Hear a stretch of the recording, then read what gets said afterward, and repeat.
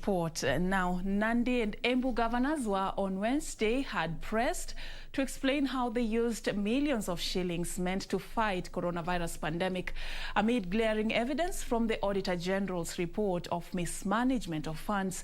The governors told the Michael Mbito-led committee some of the errors noted were not genuine and that in some instances the counties had to procure more items in readiness for the second wave, a move the Auditor General says was contrary to the procurement procedures. Gladys Mungai tells us more. The Senate Committee on Health on Wednesday sought answers on the alleged misuse of millions of shillings by the Embu and Nandi counties after the Office of the Auditor General in its audit queries indicated massive loss of millions of shillings of the monies meant to caution Kenyans from the virus. Senators seeking to understand why the county government of Nandi used over 200 million shillings in medical allowances and procurement of items, yet the funds were not budgeted for and approved by the county assembly. This as Embu County executive, who had appeared virtually before the committee over COVID-19 funds queries, denied payment of undelivered items and double payment of staff.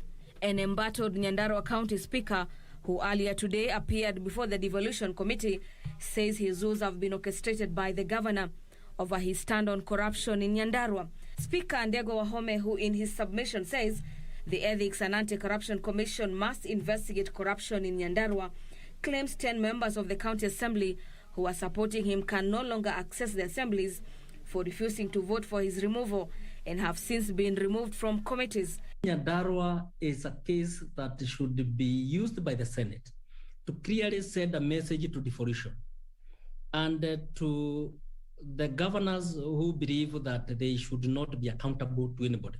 Because the problem share of Nyandarua is about the assembly being firm on issues of corruption. Not be dealing with fresh allegations every other day we meet or fresh developments every other time we meet. We will therefore, as a committee, retreat and define the issues that we will wish to determine and also those that should go back to the county assembly. Meanwhile, the Energy Committee has summoned Energy Cabinet Secretary over the rampant increase in fuel prices in the country.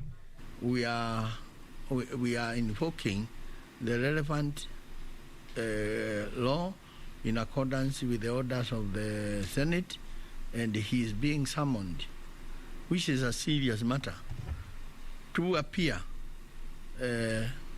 before this committee on June 14th, failure to which we will invoke the enforcement of the law to make sure that he appears and answers questions as required by the law, as required by the Constitution, on behalf of Kenyans.